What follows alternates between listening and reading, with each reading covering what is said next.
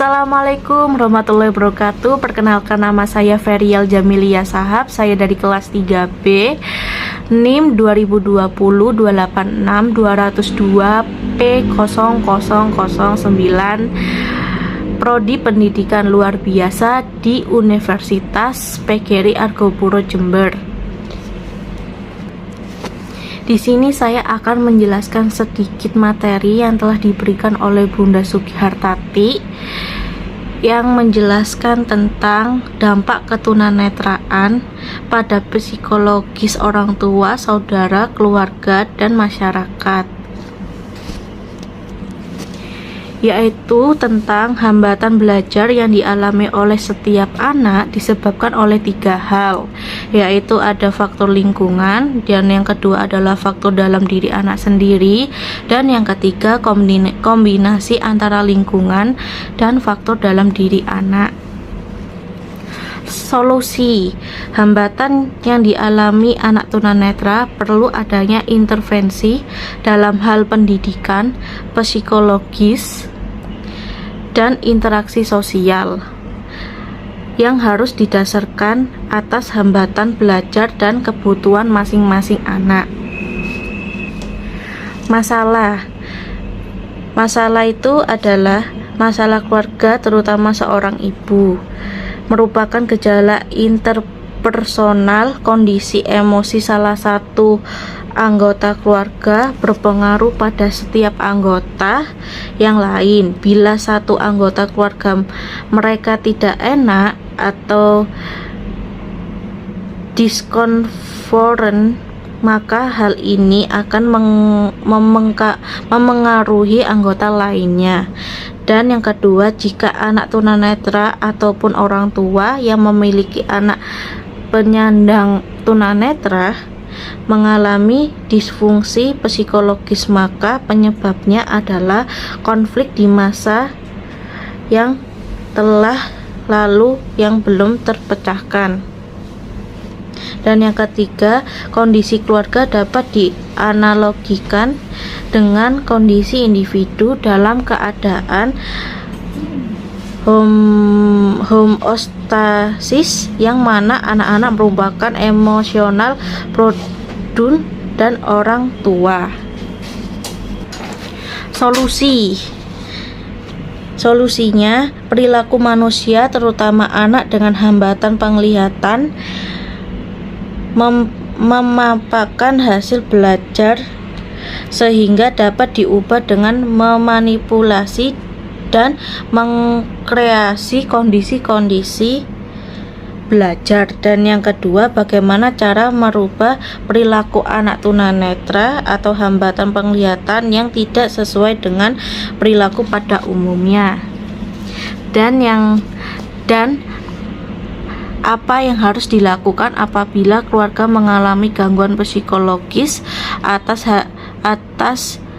hadirnya anak tunanetra. Contoh salah satu terapi adalah logoterapi. Logoterapi berasal dari kata logos yang dalam bahasa Yunani berarti makna, meaning, dan juga rohani berarti spiritual. Dan yang kedua, kata terapi berarti penyembuhan atau pengobatan.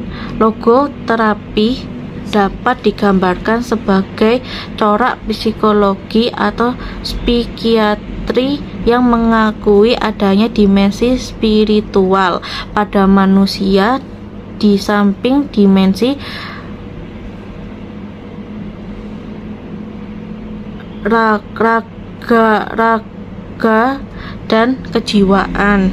Dan yang ketiga, serta beranggapan bahwa makna hidup atau the meaning of life dan hasrat untuk hidup bermakna, the will to meaning, merupakan motivasi utama manusia guna meraih tarif kehidupan bermakna, the meaningful life, yang didambakan Frank dalam Bastaman 2009. Logoterapi bertujuan membantu pasien menemukan makna hidup. Logoterapi percaya bahwa perjuangan untuk menumbuhkan makna dalam hidup seseorang merupakan motivator utama orang tersebut. Dalam pelaksanaan logoterapi memiliki 3 konsep utama, yaitu keruhanian atau spirituali, dan kedua kebebasan atau fredoni, dan yang ketiga adalah tanggung jawab atau responsibility. Dampak ketunanetraan yaitu yang pertama adalah dampak ketunanetraan pada orang tua.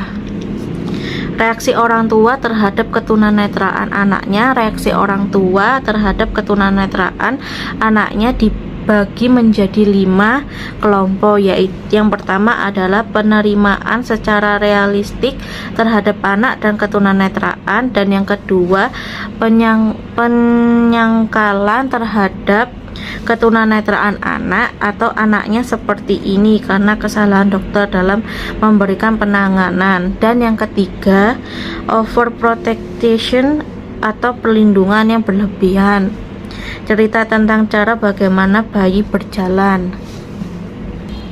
Dan yang ketiga, penolakan secara tertutup atau membatasi ruang gerak anak. Kalau ada tamu, anak disembunyikan. Dan yang kelima adalah penolakan secara terbuka, menghina, membuli, bahkan membuang anaknya sendiri. Dampak ketunanetraan pada saudara. Jika anak yang terlahir dengan hambatan penglihatan memiliki saudara kandung, baik adik ataupun kakak, maka juga akan memberikan dampak psikologis terhadap mereka. Di antara beberapa dampak yang dirasakan oleh adik kakak dari anak dengan hambatan penglihatan dalam perasaan malu karena memiliki saudara yang cacat. Anak terkadang juga membutuhkan bantuan lebih banyak dalam melakukan kegiatan sehari-hari, sehingga kakak atau adik merasa terganggu dengan sikap ketergangguan anak. Dan yang ketiga, dampak ketunanetraan terhadap anggota keluarga lain. Anggota keluarga lain anak tunanetra seperti paman, bibi, sepupu, dan kerabat lain, anak akan turut merasakan dampak dari hambatan penglihatan yang dialami dari anak. Ketunanetraan yang dialami oleh salah satu anggota keluarga juga dapat berdampak terhadap perceraian. Dan yang keempat, dampak ketunanetraan pada masyarakat. Beberapa kelompok masyarakat bertanggapan bahwa orang tua yang memiliki anak tunanetra dianggap terkena kutukan maupun penyakit kotor karena melakukan perbuatan asusila di masa lalu, sehingga orang tua merasakan bersalah. Sekian dari rangkuman yang saya jelaskan. Jika ada salah kata mohon maaf. Wassalamualaikum warahmatullahi wabarakatuh.